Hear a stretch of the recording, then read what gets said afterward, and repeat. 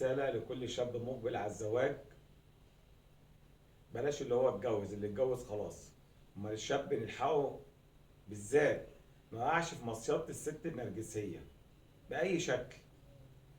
كويس جدا. سؤال مهم جدا. تعالى اقول لكم ازاي ما تقعش في الفخ ده.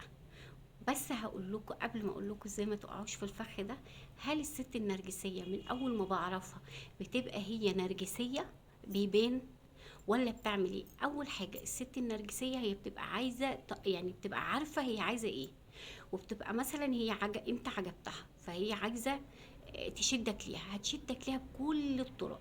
هتبقى كويسه جدا معاك، هتبقى لسانها معسول، هتحاول ان هي تبني لك قصور من الاحلام، وبعد ما انت حضرتك تقع في الفخ بتاعها هتبتدي تسيطر عليك.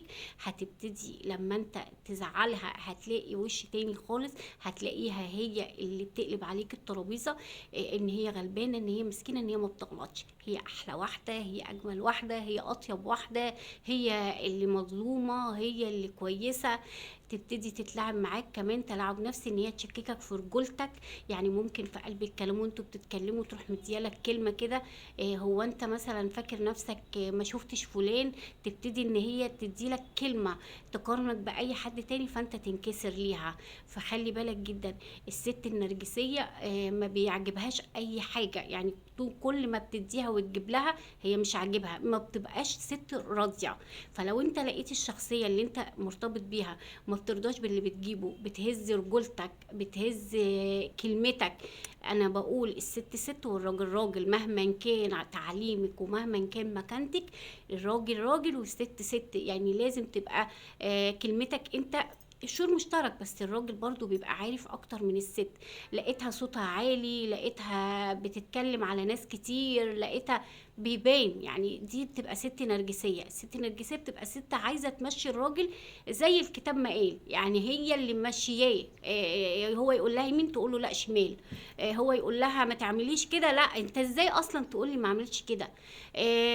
عشان تبقوا عارفين في رجاله او شباب يرتبطوا ببنات يقول لها ما تخرجيش، لا انا هخرج. دي من علامات النرجسيه. الست اللي السويه نفسيا هتقول له حاضر او هتقنعه.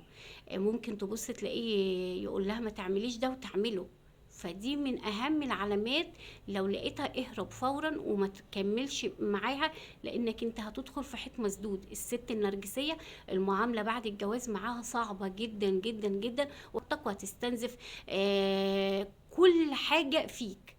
فلوسك هتستنزفها، طاقتك، حبك، اهتمام، كل حاجة. فهتلاقي نفسك وصلت لمرحلة انه ممكن تنهار، او ممكن تخسر نفسك في حاجات كتير قوي. فالست النرجسية ابعد عنها.